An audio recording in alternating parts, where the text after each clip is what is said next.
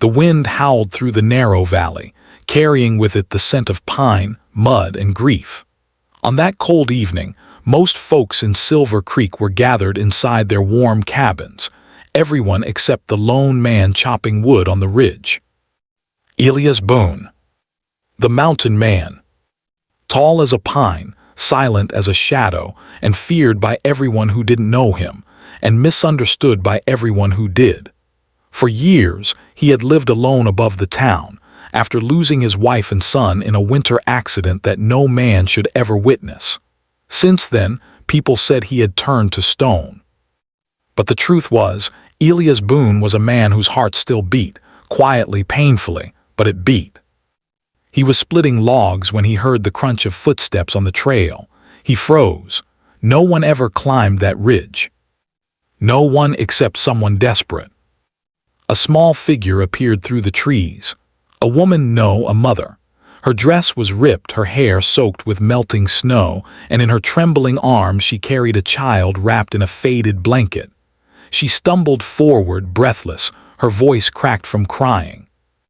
"Please," she whispered, "please help me." Elias lowered his axe.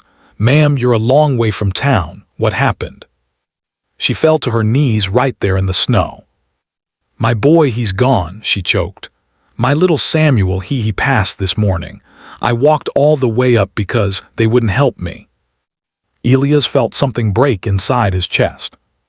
"What do you mean they wouldn't help?" She swallowed hard, pointing shakily toward Silver Creek. "They said I owe the church burial fees. I don't have money. I begged them to let me bury my boy decently, but Pastor Green said rules are rules." Her voice cracked. "They told me to bury my baby myself, outside the cemetery fence." Elias' jaw clenched. Pastor Green, holier than thou, greedy as a rattlesnake. The widow lifted her tear-soaked eyes to him. "I don't know you, sir, but everyone says you're the only man who doesn't turn people away. Please, you look strong. Just help me dig a grave. I'll do anything, just help me bury my child." The wind went still. Elias stepped forward, his rough hands reaching for the small bundle in her arms. "Ma'am, you don't have to beg. You and your boy deserve better." She hesitated, then let him take the weightless body wrapped in the blanket. The moment the tiny form rested in Elias' arms, something inside him shattered, a memory of another small body, wrapped in another faded blanket from a winter years ago. He inhaled sharply but held firm. "Come with me," he said quietly. He brought her into his cabin, warmed her by the fire, gave her water, let her rest. The widow, her name was Grace, sat shivering by the flames, eyes swollen but grateful. After a long silence, Elias finally spoke. "We're giving your boy a proper burial, and not outside any fence." Grace shook her head. "But Pastor Green, he won't." "That man doesn't decide where a child belongs," Elias said. "God does, and no innocent child belongs outside a fence." As dawn touched the mountains, Elias hitched his old mule to a hand-built sled. He wrapped Samuel's small body with fresh linen, tied wildflowers around him, and placed him gently on the sled. Grace watched him with a trembling hand pressed to her mouth. Why are you doing this for me?" Elias adjusted the ropes and looked her in the eyes. "Because once, someone should have done it for me." And that was all he said. They walked down toward the town, the sled gliding behind them.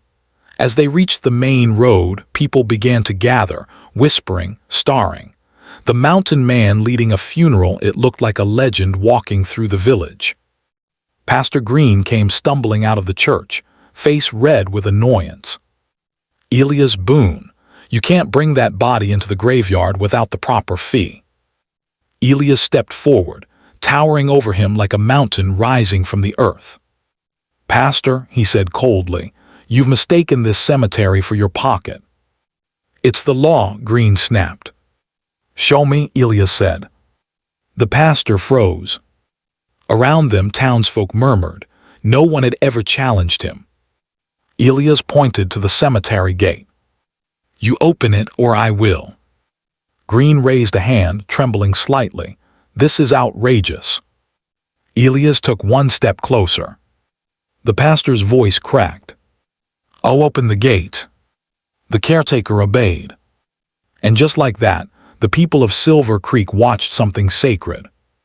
A poor widow, her tears falling freely. A mountain man carrying her child, as if he were the most precious thing on earth. Dozens of neighbors moved, ashamed, awakened, joining behind them. Elias dug the grave himself. Grace knelt beside him, sobbing softly, whispering prayers to Samuel, as Elias carved a small wooden cross with his pocket knife. When the burial was done, Elias placed his hat over his heart and said quietly, "No child leaves this world forgotten."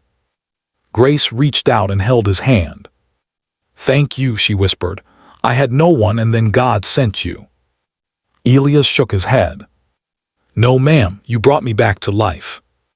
That night, word spread across the valley. How the mountain man had stood up to the church.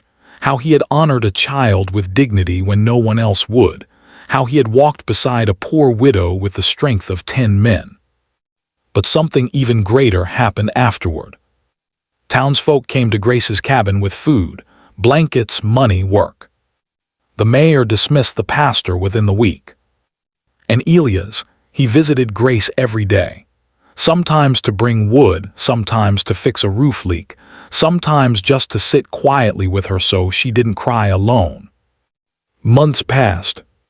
People began to whisper again, but this time the whispers were warm. Maybe Elias Boone ain't meant to live alone forever. Maybe that widow needs more than help. Maybe she needs him. And maybe, just maybe, the mountain man who buried another woman's child with honor was ready to let his heart live again. Because sometimes a miracle does not fall from the sky. Sometimes it walks down a mountain, carrying a child with flowers.